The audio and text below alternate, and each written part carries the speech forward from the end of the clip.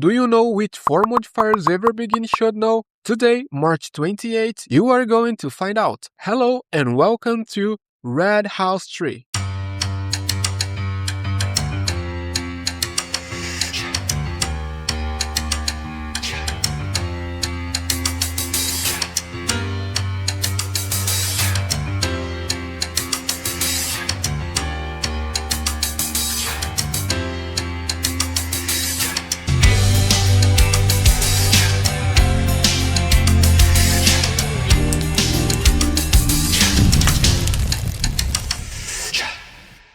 My name is Ramon, and today I'm going to show you 4 essential modifiers for beginners in Blender. But if you know absolutely nothing about Blender or want to better understand its functions, tools, and several tricks to improve your modeling, just know that you can access my beginner's guide here on the channel through the card up above. Here are a few notes. At some point we will use both the numpad and the top row of your keyboard, so keep in mind that whenever I refer to the numpad, I will make it explicitly, otherwise I'm referring to the top part of the keyboard. So I'll always do my best to mention the shortcut I'm using, but if you are unsure about any keys, just check the bottom right corner. For demonstration, I'll use different shapes to show how the modifiers work. So press 1 on your numpad to switch the front view, and use Shift A to add a cube. Let's click on the cube and go to the Properties panel on the right, represented by a small blue range icon to add the first modifier called Weld. This modifier is simple, but it can save you. In other video I showed how to clean looser vertices in your project with just a few clicks, but this modifier explores other possibilities related to that. It's responsible for merging nearby vertices. As you can see in the modifier, we have 2 modes, all and connected. The first one only considers the distance between vertices to decide whether they should be merged or not. The second one restricts this merging to vertices connected by an edge.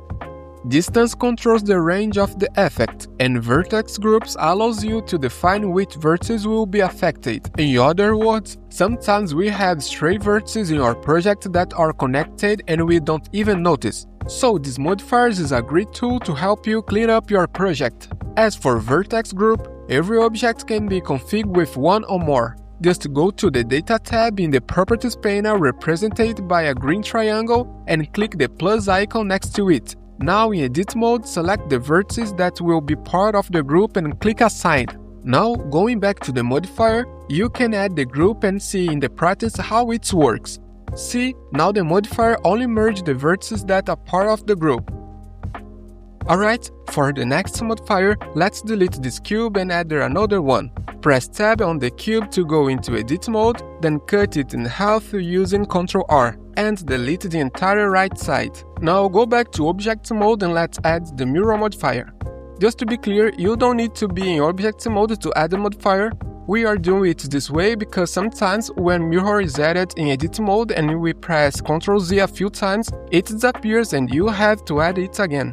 As the name suggests, the mirror modifiers mirrors your objects along the chosen axis based on the object's origin point or a reference. That's why we split the cube in half using loop cut. In the mirror modifier, you have the axis options which determine the mirroring axis.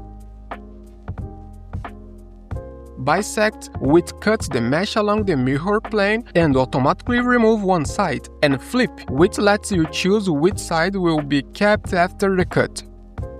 Mirror objects allows you to use another object as a reference for the mirroring. Clipping prevents your center vertices from separating, avoiding gaps in the scene. Merge makes overlapping vertices or vertices with a certain distance automatically merge together. Bisect distance defines how far the bisect effect is applied. Mirror UV mirrors the UV coordinate of your object, while UV offset moves them. The Vertex Groups option in Mirror modifier is supposed to control how vertex groups behave when mirrored, but honestly I tested this in every way I could think of and didn't notice any real difference, so since it's enabled by default, I just leave it on. Flip UDIM inverts the UDIM tiles during the mirroring. The next modifier is one of the most important and saved my life all the time. Its name, Subscribe. Yeah, you didn't see that one coming, so just pretend I'm an NPC and click the subscribe button to complete your quest. What are you waiting for to level up your skills? Now really, the third modifier is subdivision surface, so let's go. In object mode, apply the mirror modifier with clip enable, then go back to edit mode and dissolve the central cut we made earlier. Now add the subdivision surface in object mode and return to edit mode for the demonstration. Basically, the purpose of this modifier is to smooth the shape of your mesh, and it does that by adding more faces to your object. As you can see, we have two options for this, Catmull-Clark and Simple. Both have the same settings but produce different results. Simple just adds faces based on the original shape of your object, as if we right-click it and subdivided the mesh. Catmull-Clark, on the other hand, tries to redistribute those faces to smooth out the edges of your object. So what used to be a sharp corner becomes a rounded edge. The levels viewport controls how many times these subdivisions happens.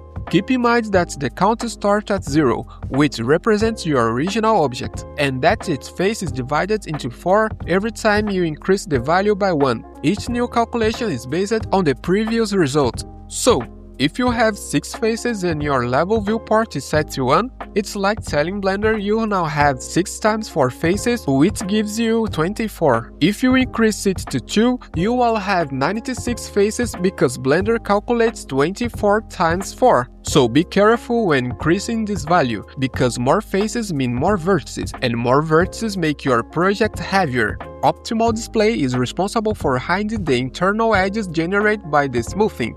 In the advanced sections, use limit surface gives a more accurate subdivision result, while quality determines how precise that effect will be. UV Smooth controls how your UVs behave after subdivision.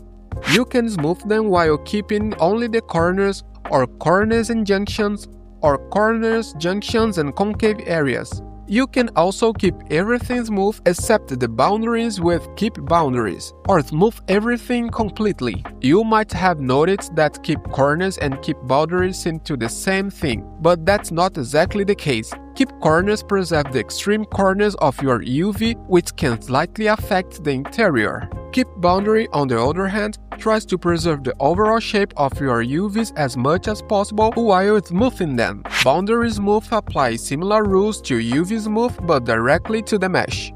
Use increases changes how the modifier behaves on edges that have been creased. Finally, use custom normal controls how light reflects on the surface without changing the geometry, which affects how highlights and shadows are displayed. Now about the last one, I need to say that while I was recording this video, I noticed that this modifier had been updated, so I had to take some time to get familiar with the new version before bringing it here. The modifier in question is the Array modifier. This modifier allows you to easily create multiple copies of your object. You might be wondering what that difference between use this modifier and simply press Shift-D. Well, the modifier not only lets you duplicate your object, but also give you multiple settings to control how those copies are created. For example, you can change their position, rotation, and scale. The Release Instance option is something that deserves a bit more attention. Not every object we see in Blender is actually real to the engine. Sometimes Blender only simulates an object visually, but it won't be affected by certain operations. When this option is enabled, you are telling Blender that this object should become real, meaning they now have vertices, edges, and faces. In other words, they stop being instances and become actually geometries. From that point on, modifier will affect each copy individually, and they will also respond to operations that don't work on instances. To make this clear, I will disable this option and try to apply the modifier. As you can see, Blender won't let me apply it because how would you apply all those changes to objects that aren't real, right? Alright, the offset method determines how Blender generates those copies. In this new version, you can also randomize these values, affecting each duplicated object differently. You can even choose to delete the first, the last, or both objects in the sequence. Didn't like the way your objects were randomized? Just change the seed value to get different results. With the merge option, you can also merge nearby objects into one. The Array modifier doesn't only duplicate in a straight line. If you go into shape, we get more options like circle, curve, and transform. Thus, shape shares similar settings with a few differences. For example, circle has options like count method, which lets you define the numbers of copies either by an exact amount, count, or based on distance. You can also choose the axis where the circle will be generated, use central axis, and decide whether you want a full circle or just an arc. Sweep angle controls how much of the circle the array will use, so instead of always forming a full loop, you can create just an arc, small or large. Radius controls the size of the generated circle, and align rotation lets you adjust the rotation of the object without breaking the circular pattern. Now, probably one of the most interesting features of this modifier, curve. It allows you to generate copies using a curve as a reference. Each setting are very similar to the other modes with a few exceptions. For example, pair curves make the array apply separately to each segment of the curve. In other words, each part of the curve generates its own result independently. Relative space defines how the instances are oriented in relation to the curve. And finally, we have transforms. Even though it creates copies in sequence like line, it allows for more complex transformations. It also includes the object option where you can reference another object to act as a pivot for your copies. Well, before we reach the end of the video, I need to give an honorable mention to the old array modifier. Yes, it can still be used, just search for Array Legacy and you will find it. It's considerably more limited than the current version, and that's because the new one is based on geometry node, which made everything much more flexible and removed the need for all those extra controllers we used to create to get the same level of control. However, the caps feature only exists in the old version, and it's incredibly useful. Basically, you can choose which object to start your sequence or which one end it. So, if you are building something like a structure where the first and the last part are different from the rest, it can be very helpful. Alright, now we've actually reached the end of the video. If this content helped you, leave a like, subscribe to the channel and turn on notification to keep up with Red House Tree. And if you know someone who wants to start in Blender, share this video with them. The goal now is to reach 1000 subscribers, so if you want to be part of that, you already know what to do. Bye and see you next time!